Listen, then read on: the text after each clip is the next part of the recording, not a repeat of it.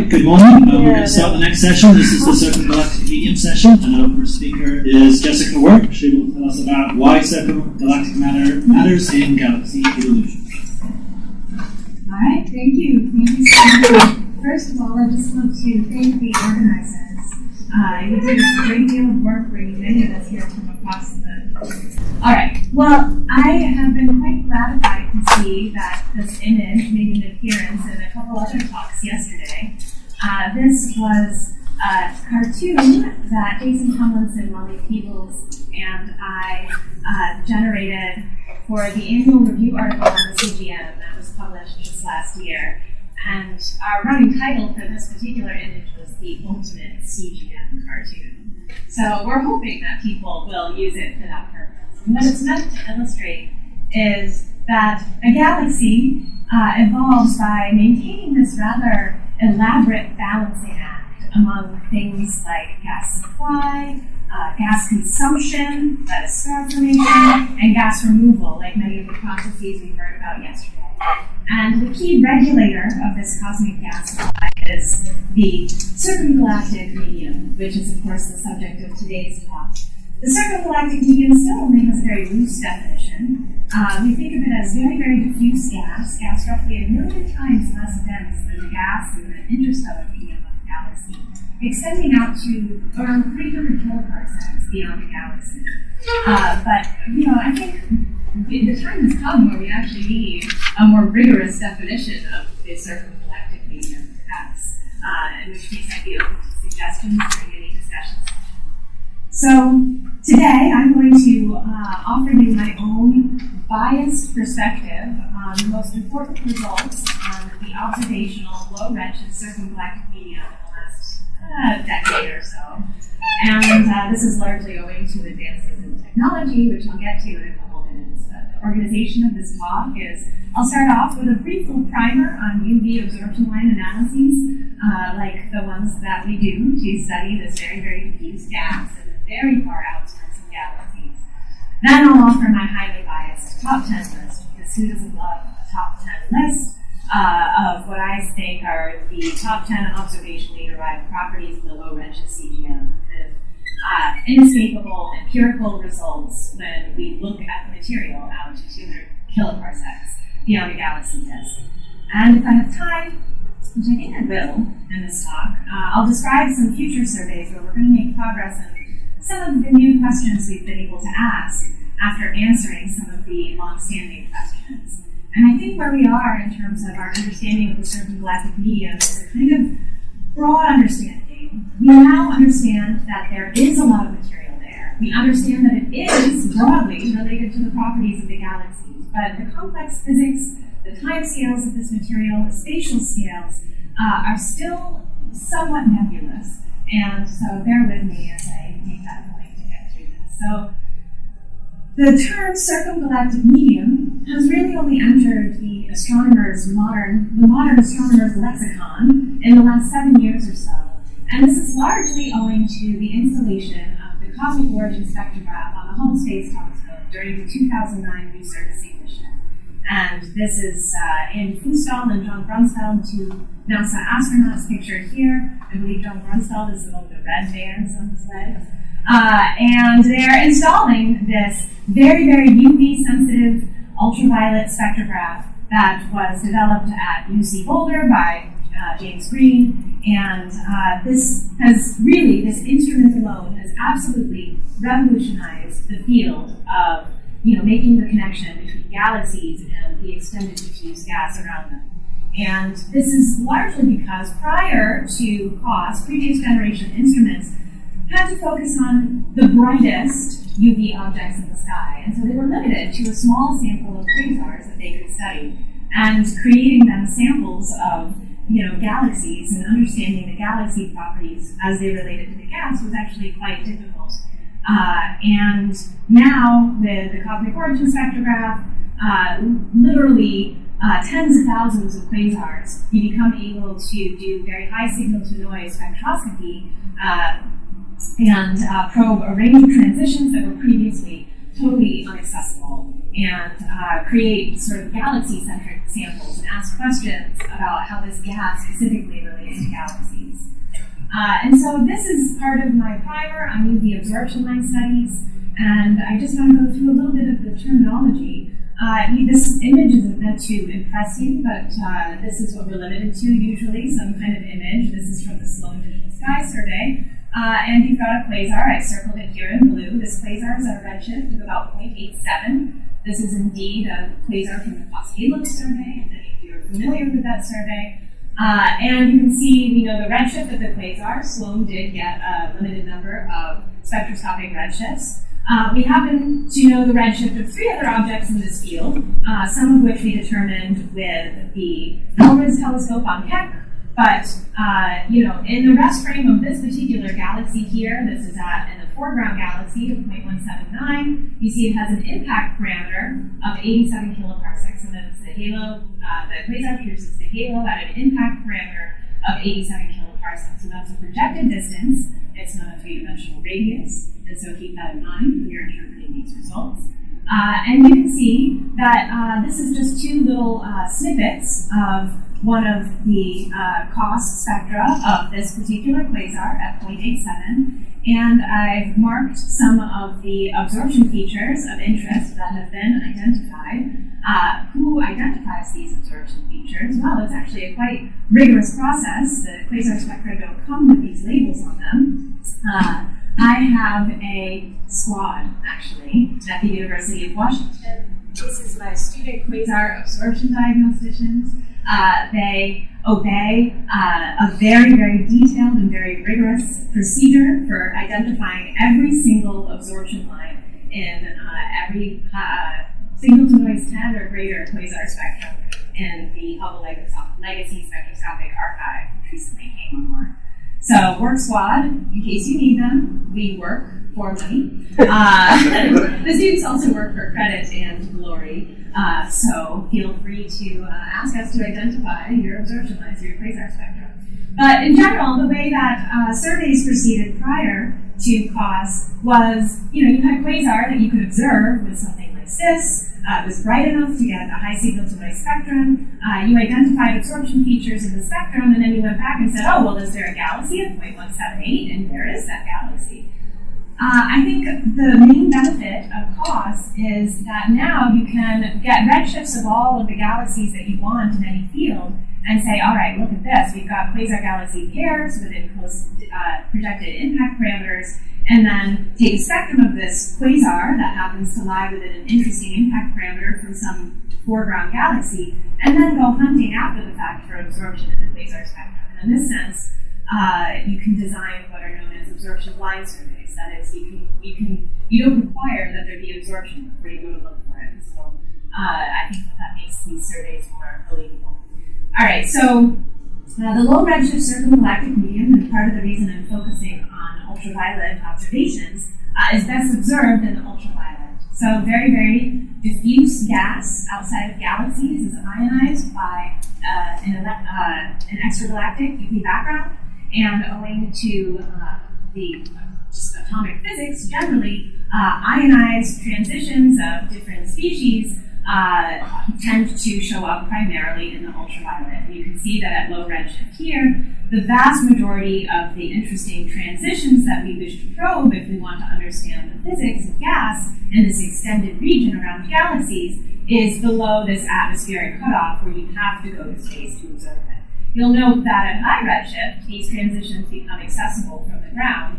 And there's been a lot of groundbreaking work by, for instance, Lynn Rudy with the Keck Baryonic Structure Survey and others at these high redshifts. But I'm going to focus this talk on progress that we've made in recent years on the low redshift circumgalactic medium, where you can really study the galaxy properties in detail and tie them in with the properties of this diffuse gas.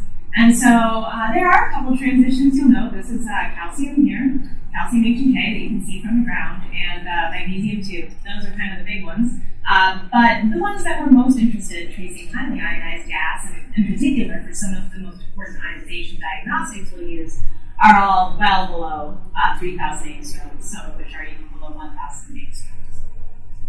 So I was forced to make this plot. I call it the fake phase plot. Some of the experts will quibble with the ways in which I made the axes, but I've gotten a number of people to tell me, oh, this is the most helpful plot. So just as far as concerns a UV primer of UV absorption lines, I think this is useful for understanding the kind of gas phases that each of these transitions probes. And so, if you'll note on this plot, I created the x-axis, just assuming photoionization and thermal equilibrium. These are from just a suite of cloudy models at the ionization potential energies of each element. And I created the y-axis from collisional ionization equilibrium models, where each element peaks at a given temperature. What you can see is there's some photoionization gas temp that's continuous here. So some of these ions, you might insist that they be photoionized. Indeed, they can be if they're incredibly low density. And of course, you can see that different transitions like oxygen 6, though, will trace gas at 10 to the 5.5 Kelvin. This is particularly interesting because this is the temperature that is the peak of the cooling curve. So gas at 10 to the 5.5 Kelvin cools very, very rapidly. You might want to keep that in mind because I'll go through some results for oxygen 6 that may or may not surprise you given that fact. So these other transitions down here, I call them low ionization state gas. They're almost low ionization state ions.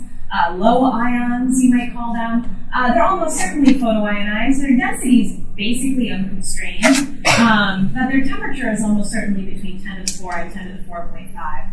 And some of the ions of interest are silicon-2, silicon-3, and silicon-4 we can all probe. There's carbon-2, iron-2, just a whole range of different ionic species that can constrain the density, temperature, and actual phase of the gas that we're seeing. And so finally, just by way of historical perspective, I'd like to share with you my favorite abstract ever written by John Paul and Lyman Spitzer. It's one sentence. This is what I aspire to write one day, an abstract just as perfect and concise as this, where they propose that most of the absorption lines observed in quasi-stellar sources with multiple absorption redshifts are caused by gas and extended halos of normal galaxies. And so they wrote this abstract in 1969, and it was 40 years later that this prediction was borne out fairly marvelously with some of the first results to come in from COS. And so I think it's wonderful that I would share it with you. So the main point of this talk, though, is that the cosmic baryon cycle is absolutely borne out in the gas that is encapsulated by the circumgalactic medium.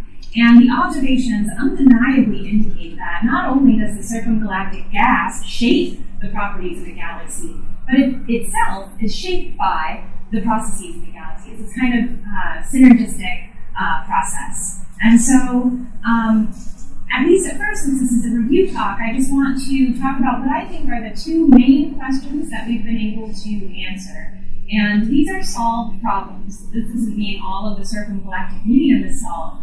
But two of the main questions we sought to answer when we began these sorts of UV low redshift surveys were as follows. And so we've already seen this galaxy color magnitude diagram several times, and it's been motivated quite well. That is from redshifts of 2 to about 0.5, the growth of this red sequence is pretty much undeniable, indicating that some galaxies have had their star formation quenched and have moved on to this red sequence. And the processes, which are ultimately shutting down star formation, are almost certainly linked to gas physics to some degree. But just the very general question that we might answer is this dichotomy in galaxy properties reflected by their color and luminosity reflected in the properties of circumgalactic gas around each type of galaxy? So this will be part of one of my results, but that is one question that we could definitely answer at this point. The other question has to do with the stellar mass-halo mass relation. In particular, it seems that galaxies are sufficiently baryon depleted when compared to the cosmological average, where 17% of all mass in the universe is baryonic. You look at galaxies as a stellar mass to halo mass, so just taking into account the stars and gas at their disk and comparing that to their dynamical mass, you see that this relationship has a strong peak at about a halo mass of the Milky Way, 10 to the 12, But that still is telling you that these galaxies are missing approximately 70 to 90% of their cosmological allotment of baryons. And so the question, of course, that is obvious to ask is how much baryonic mass does the circumgalactic medium contribute when you look at the gas in these many different transitions in the ultraviolet?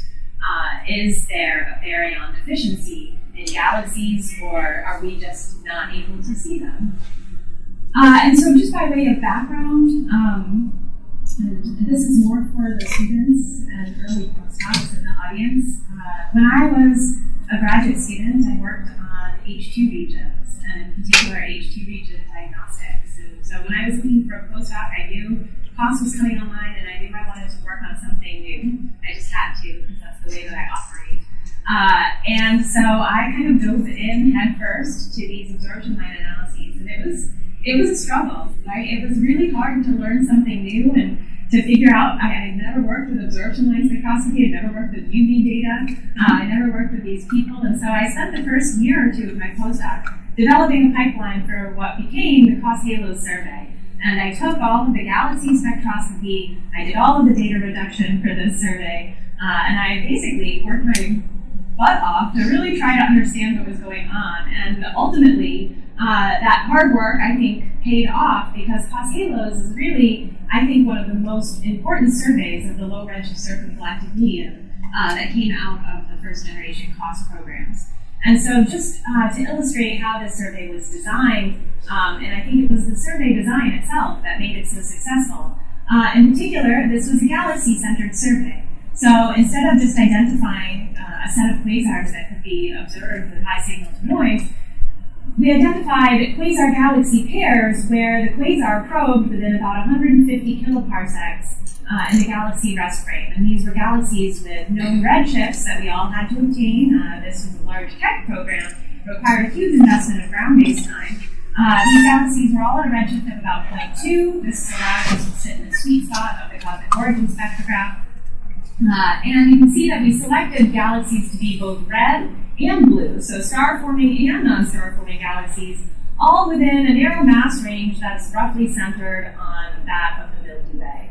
So many of the low redshift galaxy results that I'm going to talk about will involve COS-HALOS data points. By far not the only survey, and I'm going to try to incorporate other people's results in this.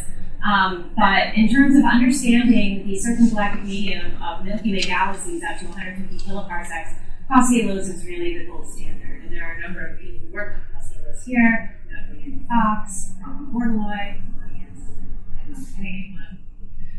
Okay, so without further ado, now I offer you my top 10 observationally derived properties of the circumgalactic medium with a bias toward UV and less low redshift observations, because everybody loves top 10 lists.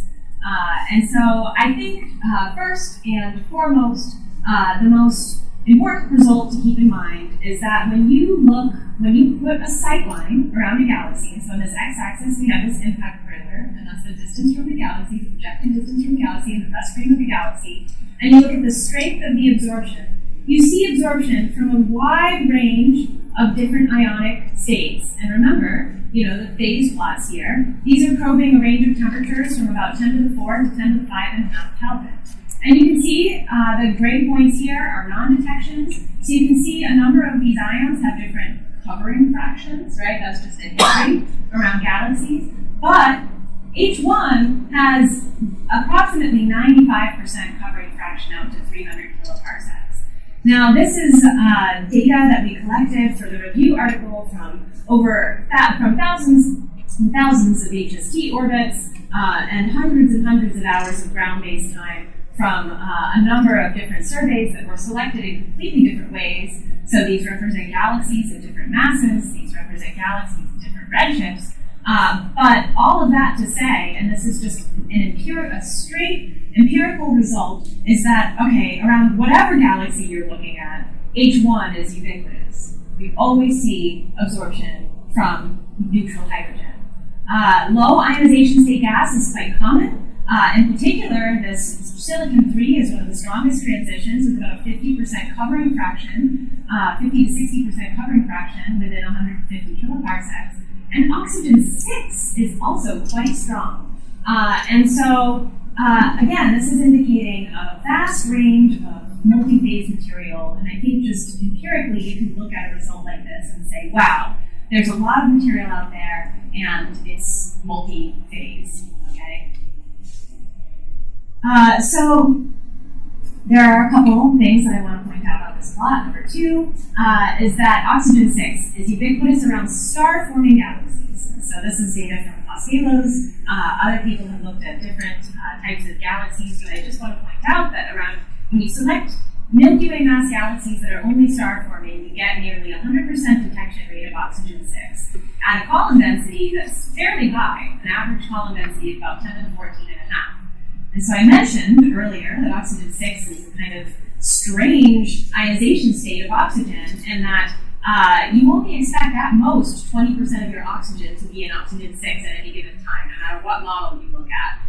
You can take, non-equilibrium models, equilibrium models, you can take shock models. Never do you get more than 20% of oxygen in oxygen-6, and that's because it's at the peak of the cooling curve. And so in a very conservative way, just by getting this column density, which you get just straight from the absorption, this is one of the reasons absorption line spectroscopy is so fantastic. It's effectively just like counting atoms, right? You can't go wrong. There's 10 to the 14.5 atoms per centimeter squared along these lines of sight, up to 150 kiloparsecs around a galaxy, and that at a very minimum, under very conservative assumptions of solar metallicity and 10% of the gas being in oxygen-6, and only integrating up to 200 kiloparsecs, that at a minimum implies almost 10 to the 10 solar masses of material in this particular phase of oxygen. So it does have some assumption about and so like I said, around star-forming galaxies, it has a 90% covering factor, right? So we see it 90% of the time. It's a surface density, and so it does have that built into that, but it's quite high, and that's why it's so surprising, I think. And so one of the other things I want to point out about this relationship is that, and this is actually what Fairman et al. 2017 pointed out, is that it's actually fairly flat with the impact parameter, the oxygen-6 column density distribution. It does fall off, and I roughly tried to show how an NFW dark matter profile, how a hydrostatic halo density profile would fall off. And you can see that the gas doesn't obey that. And one of the things that Fairman talks about as a way to explain this kind of flat distribution of oxygen-6 in the halos of these galaxies is that there's significant non-thermal support, i.e. from turbulence or magnetic fields, giving rise to this kind of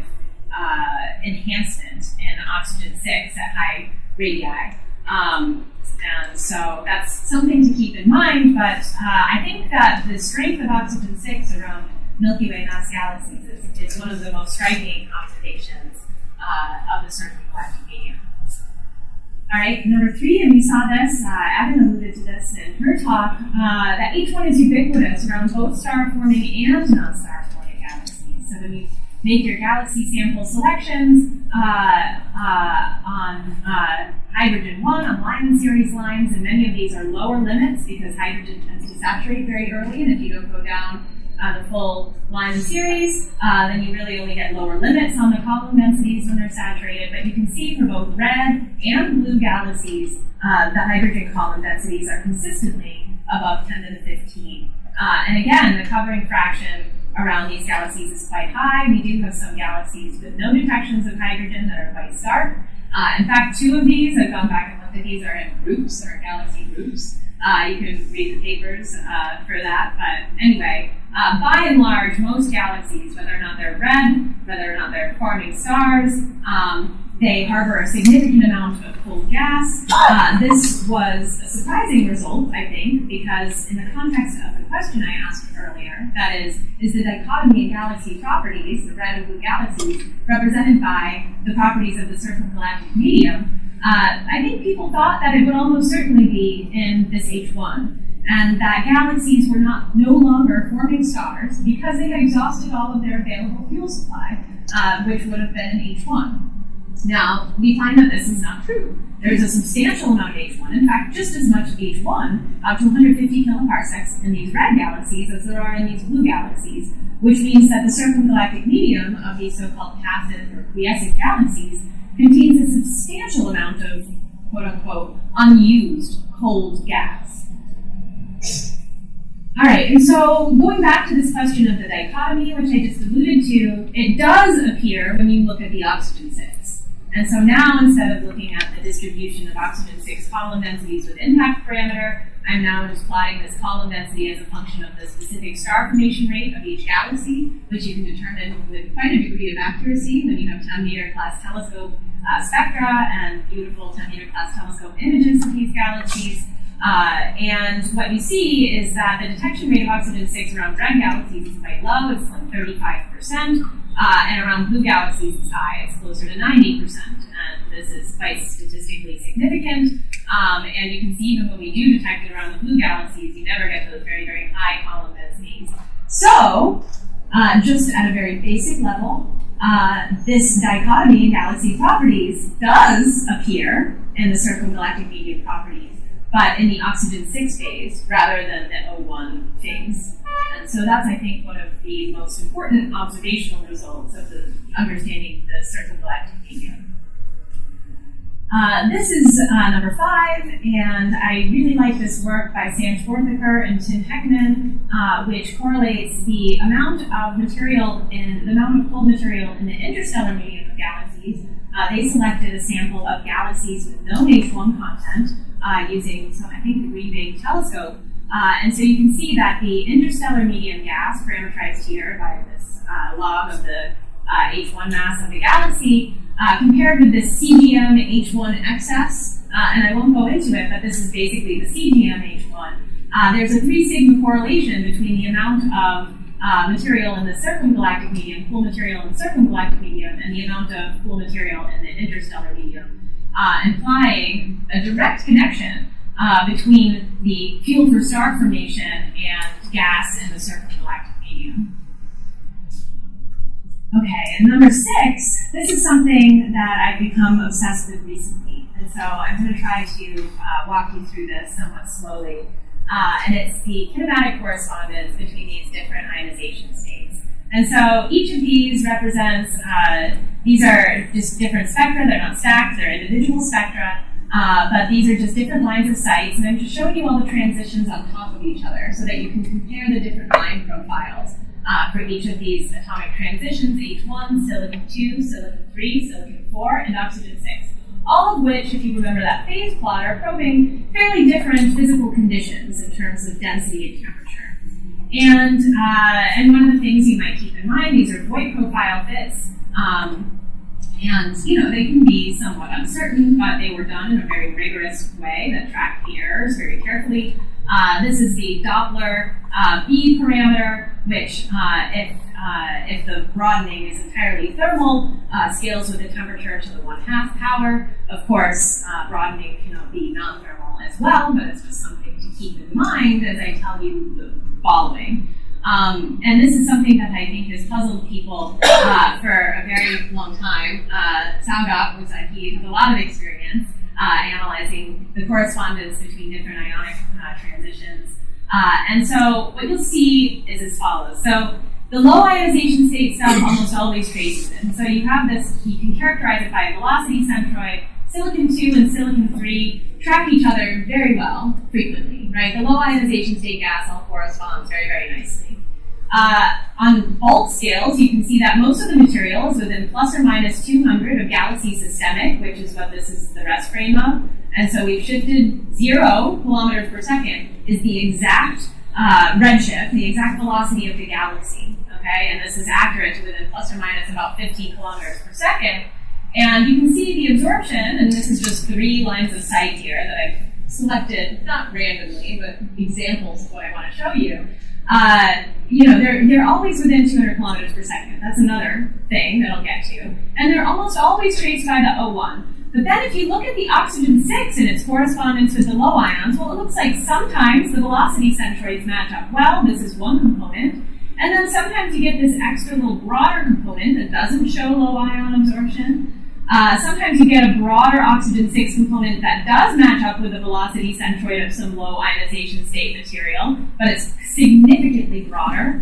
And sometimes you just get, and I don't have an example of this here, but I call them no-lows, where you just get very, very broad O6, and it's always broad, don't ask me why, you get very, very broad O6 with no low ionization state material, except for H1, in the vicinity. And so I wrote this paper in 2016 that ended up being too long for various reasons. But embedded in that paper is this analysis that I did of the kinematic correspondence between oxygen-6 and silicon-3 in particular. And there are three types, okay, of absorption. There's, and I'll tell you how it breaks down. So there's narrow silicon-3 and broad oxygen-6 that correspond in velocity space. But the oxygen-6 is significantly broader. The low ions are narrow. So those are, I just call them broads. Okay, so those are broad oxygen-6 absorbers that do show low ionization state material that tends to be narrower. There's also narrow oxygen-6 and narrow low ion absorption that corresponds quite well in velocity space. And so between the two of those cases, that makes up about 85% of the absorption line that we see along quasar lines of sight in the circumgalactic medium, where you almost always have velocity correspondence, and it's a half breakdown. Half of the time, the oxygen-6 is much broader than the low ionization state gas, and about half of the time it's narrow. But then there's this weird, 15% to 20% level where you see very broad oxygen-6 and no absorption from any low ionization state gas. I called those the no-lows. That was actually with help from my graduate student, but it sounded pretty cool, like YOLO, NOLO. All right, so judging by your laughter, I think you said maybe it sounds cool too. Okay, so keep that in mind, and now I'm going to show you this next plot, which is meant to illustrate, well, first and foremost, again, what I was pointing out before from those kinematic profiles, that the absorption velocity shows small kinematic offsets from the host galaxies, and now I'm just throwing on here some halo escape velocities for galaxies that span the mass range of our survey, of the COS HALOS survey. And what you can see is that most of this absorption of oxygen-6 in this case, but if you looked at H1 or silicon-3, again, there's broad velocity correspondence, is well within the halo escape velocity, and so the observations are strongly hinting, at the very least, that the CGM gas is bound to the galaxy halo. But what I think is super interesting, and I was almost going to write a whole paper on this alone, but it's kind of small number statistics, but this is something I'm doing at the moment to try to understand better. But okay, so remember I told you about the broads, the narrows, and the no-lows? So the broads and the narrows are the orange and green. So that's oxygen-6 that's broad and has low ion counterparts at similar velocities. This is oxygen-6 that's narrow and lines up with the narrow low ions, and so they're all nice and tightly combined. But you can see these are the no-lows, and I did no selection on like galaxy mass or anything, but just where you find this very, very broad oxygen-6 with no low ionization state material. It's all in halos, and all in our lower mass halos. I don't know about that, but it also seems to have a much wider distribution, and that is marginally statistically significant at like the 2 sigma level. So we need more data on something like this, but anyway, I've become obsessed with this kinematic correspondence issue, and I do think that there is a lot of rich physics contained in there, so stay tuned for that. Okay, well, you didn't think I was going to finish a whole talk and not mention the total baryonic mass of the circumgalactic medium, I hope, because that's the next, I think, top observational result, and you can see I'm not even plotting Werk et al. 2014, I am putting the data point out here.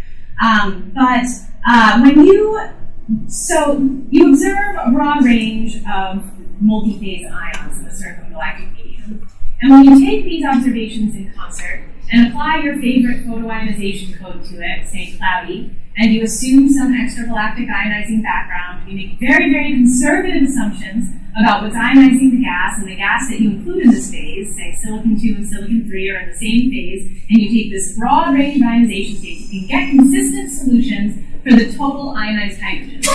That is, we have H1, we have lower limits on H1 that we observe directly, but of course most of the hydrogen is ionized, which we can see from the ionization states of the metal lines, so we have to make this ionization correction. The ionization corrections are uncertain, but when you do it in any number of different ways, and these are all groups, this is the COS GTO team, this is Jonathan Stern has a very unique method of applying photoionization models. John Stockey is also the GTO team, have applied these photoionization models to their data, which broke galaxies in a range of different masses. You find almost all the time that you can place a lower limit on the total amount of material in the circumgalactic medium that is greater than 10 to the 10 solar masses of 10 to the 4K photoionized gas. Okay, so there's no controversy. I don't know if any of you have heard, oh, there's a controversy, there's so much material there. There's none whatsoever. All of these studies agree. The lower limits are all placing the amount of material above 10 to the 10 solar masses. The only people who dislike this are the people who don't do these observations, who are looking at it and say the X-rays and they don't see any material there. How could 10 to the 10? See, well, of course we have Sweetie here. We don't have some of the other people who don't like this result. But anyway, I just want to point out there's no controversy, right? That there's a lot of material, at least 10 to the 10 solar masses of 10 to the 4K material out to 150 kiloparsecs around L-star galaxies. So now, this is work that I was co-author on. Jason Prochaska updated the work at all 2014 with better H1 estimates.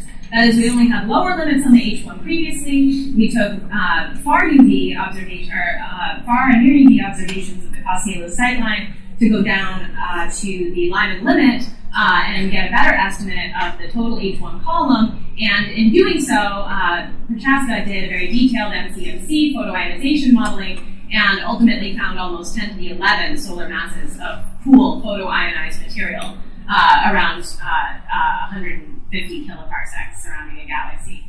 By the way, all of these results, not just our own, not just Cos-Halos, but the Cos-GTO team, and anybody else who does this, invariably gets very low densities of 10 to the 4 Kelvin material. And I'll get there in a second, but these are, like I said, absolutely unavoidable, even with the uncertainty in the extragalactic UV background. All right, but in general, I think the question that we posed earlier, how much baryonic mass does the circumgalactic medium contribute? Well, at least as much as the stars contribute, more than 10 to the 10 solar masses, and probably most of the rest of this deficit of missing baryons and L-star halos. And this is, again, just in 10 to the 4 and 10 to the 5 Kelvin gas, so it's ignoring the X-rays. So it might even be that there's a baryon problem in the opposite direction. All right. So one of the great things to come out of our new analysis with better H1 estimates is a robust determination of the gas phase metallicities at 10 to the 4K. And so this is a distribution of metallicities that we measure in the Cos-Halo sample for 32 systems that include multiple metal line transitions.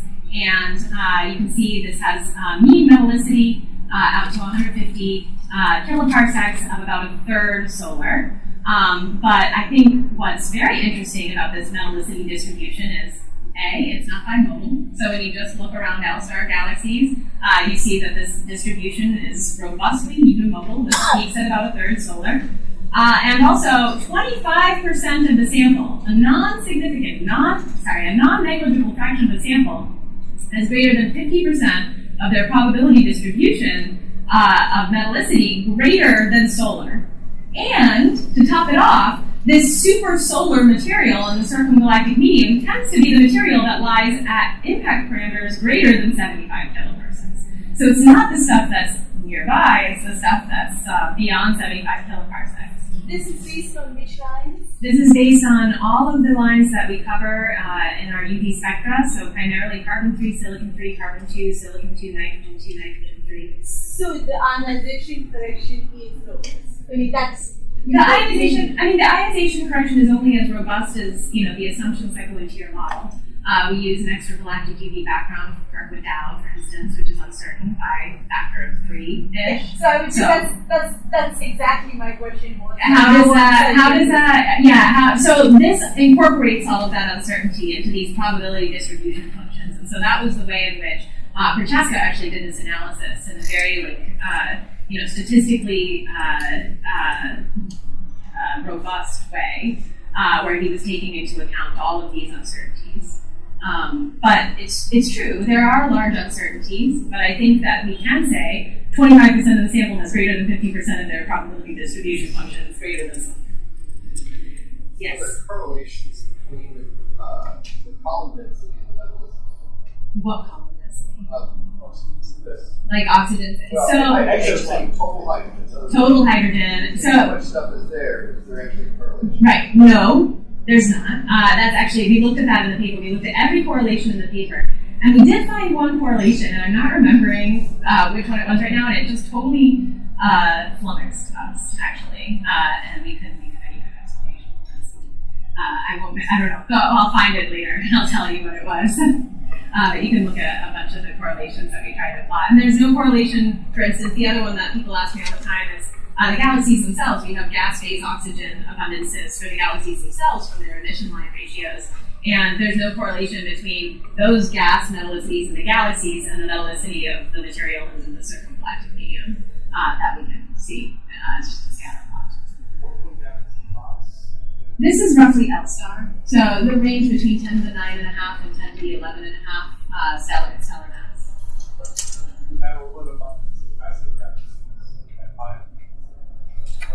Does this scale with mass at all? Is the question. No. And we were thinking that it might. There's no mass metallicity relation to CGM. Yeah, I know. It was a real bummer. I wanted to write that paper, but it didn't exist. Okay, so finally, lest I presume to paint a very rosy picture of our understanding of the circumgalactic medium, I always like to end with what I call the pressure problem.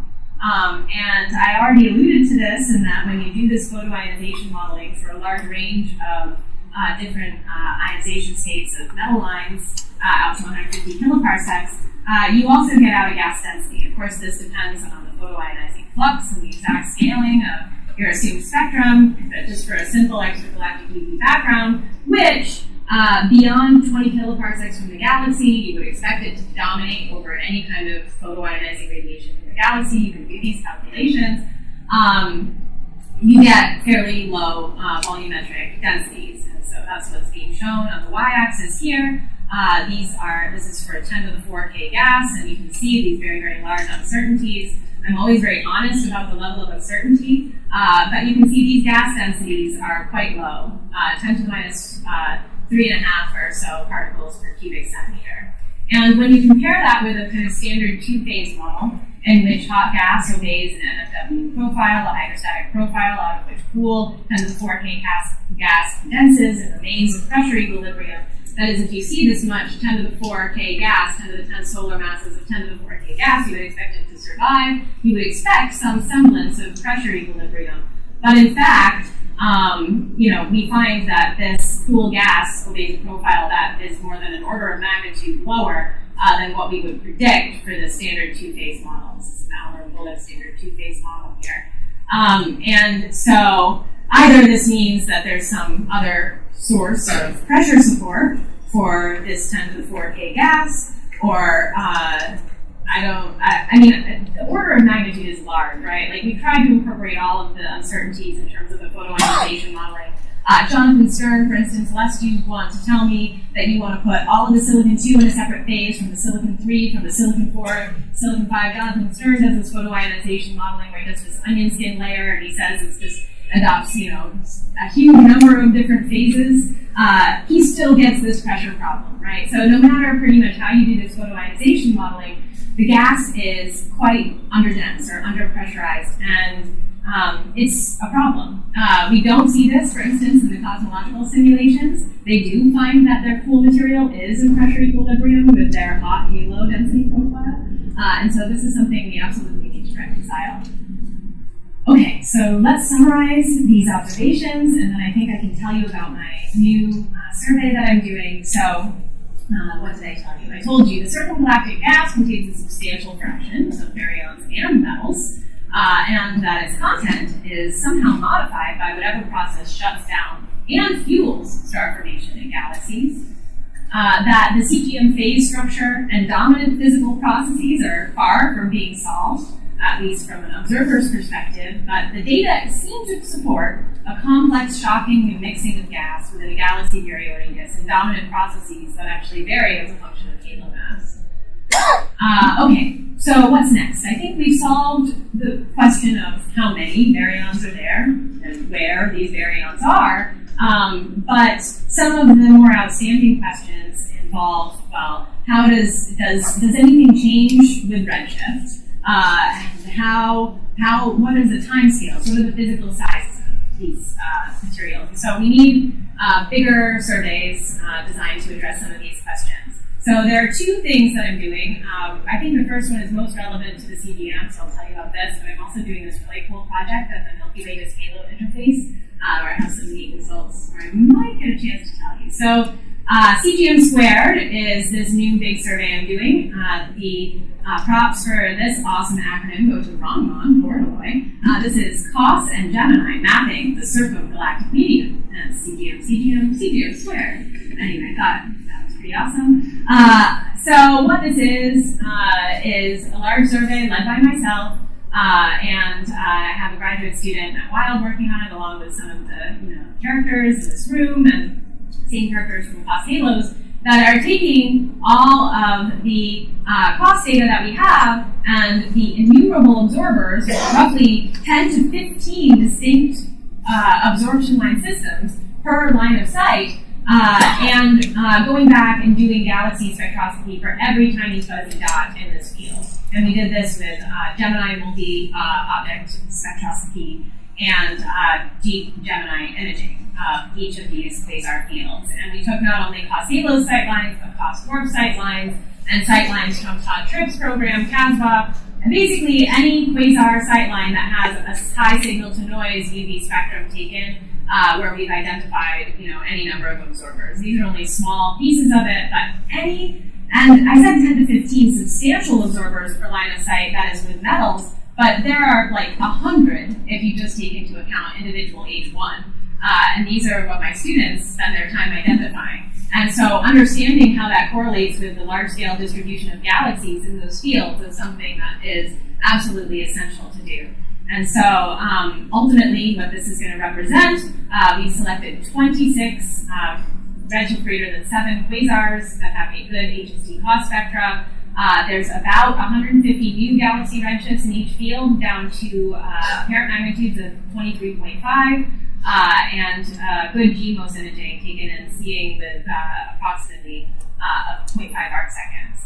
And so this is going to represent thousands of new galaxy redshifts in total, represent a 50-time gain over present surveys. We're going to be able to probe the evolution of the CGM from redshift 0.1 to 0.7 in these fields. We're going to be extending from this 150 kiloparsec limit to 3 times the virial radius for L-star galaxies. We'll get galaxy inclination angles. And so ultimately this bullseye picture where we have our previous survey sitting inside our beer turns into sampling that is much more impressive, up to 3 times our beer. And I think that this is going to represent a huge step forward.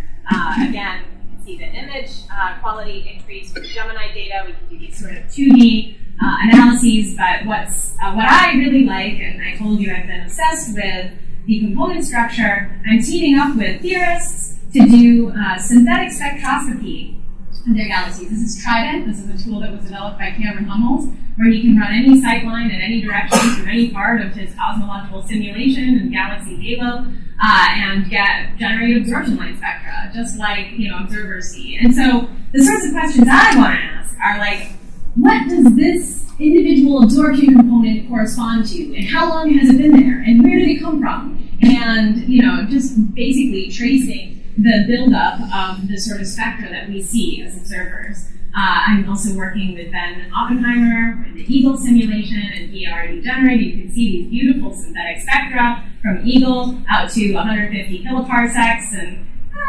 they look okay, but we'll do a kind of quantitative analysis comparing the synthetic and observed spectra, but in particular, I'm most interested in the physics of these individual components that come out from these simulations. Okay, and then finally, I'm going to take 1 minute just to tell you about the exciting work I'm doing with a graduate student at University of Washington in this Halo interface regime, which I actually think is very exciting. We spoke a lot about, generally we were speaking in this regime yesterday, so most of the gas I've been talking about are billion-year-old gigaproducts of galaxy evolution, more than 50 kiloparsecs from a galaxy, but the real action of this accretion and outflow is taking place within about 10 kiloparsecs from a galaxy disk. It turns out, we're in the Milky Way, and we can have, we're normally limited when we're doing these studies in external galaxies, 1 quasar sightline per galaxy, but the Milky Way is awesome, so, because it has a lot of halo stars that have begun to be identified. And in particular, there's this sample from Sue et al., 2011, of thousands of blue horizontal branch stars, which act as standard candles.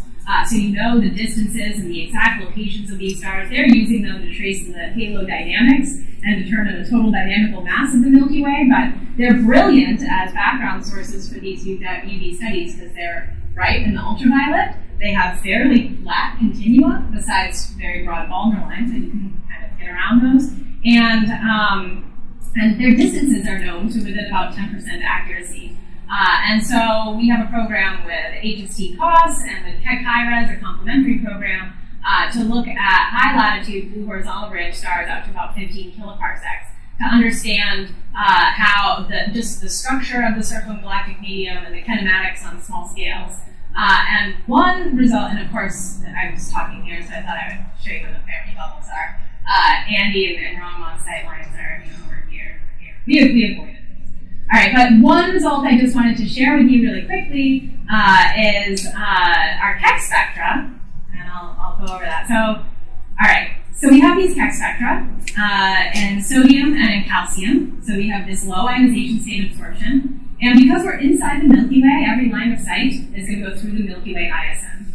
That's shown here, more or less. These Keck spectra have fairly high resolution, about 5 kilometers per second, and you can isolate pretty reasonably a Milky Way component. You can compare this with H121 centimeter at emission as well. You can find the stellar radial velocity, which shows up in calcium. It doesn't show up in sodium. And then you can see that there are these detections of absorption lines in what's known as this intermediate velocity regime.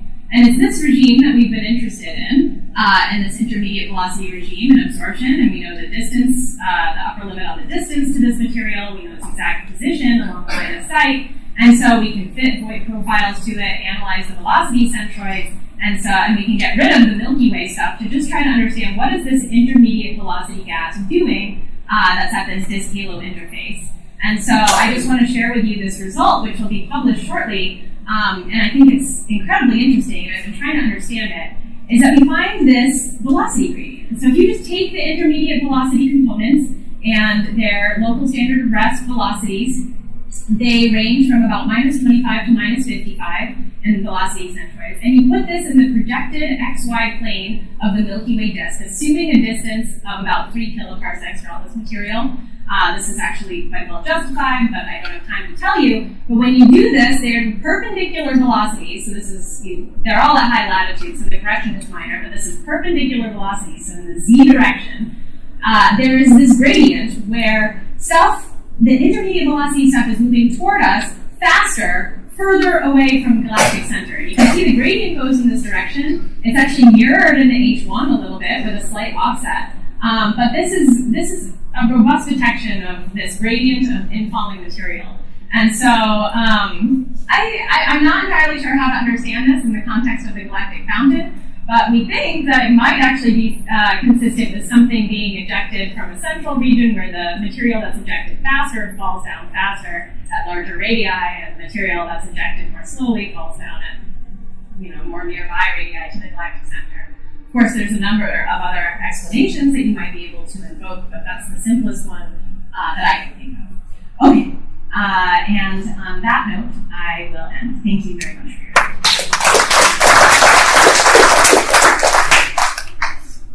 Okay, we have time for questions. Rama?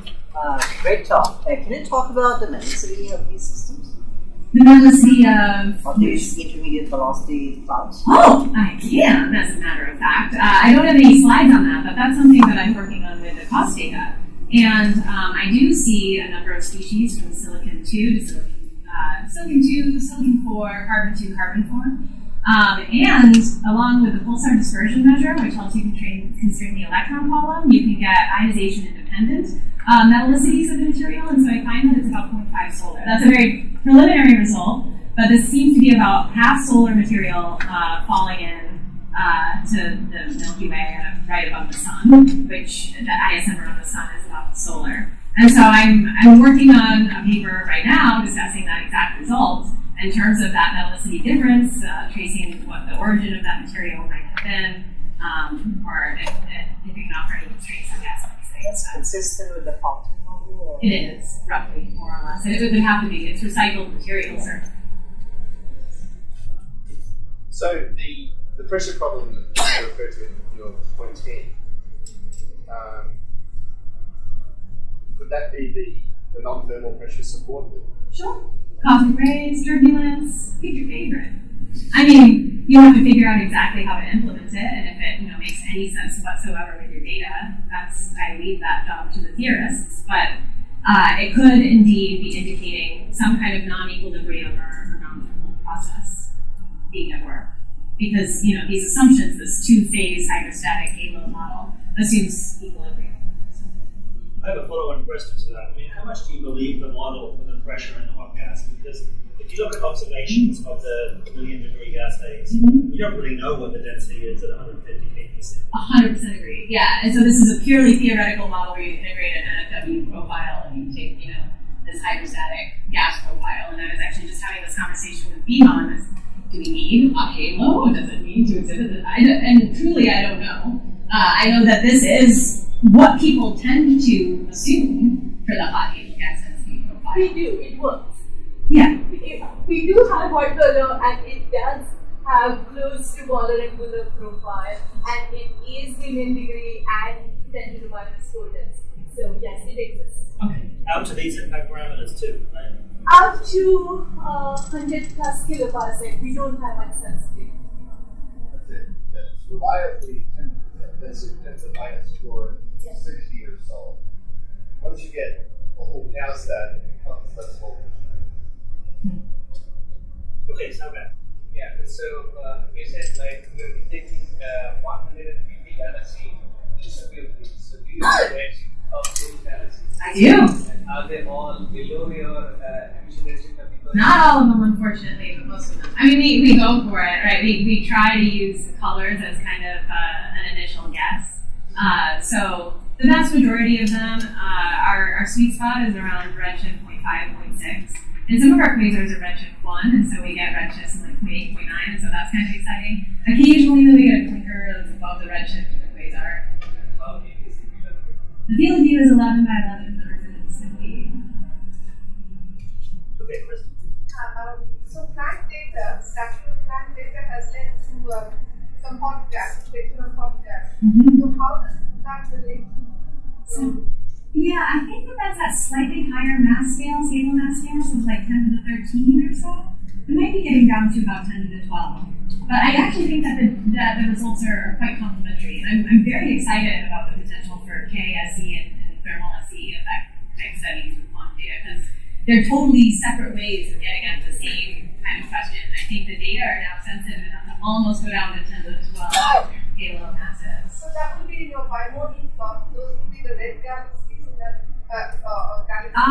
So it depends. I don't know. I actually just spoke with Bima, who showed me a result where they find that the temperature from the kinetic SE effect is around 10 to the 4K, around 10 to the 12 solar masses, which is a huge puzzle. It's very different from the period of here. But in theory, I would think that it would prove that hot gas.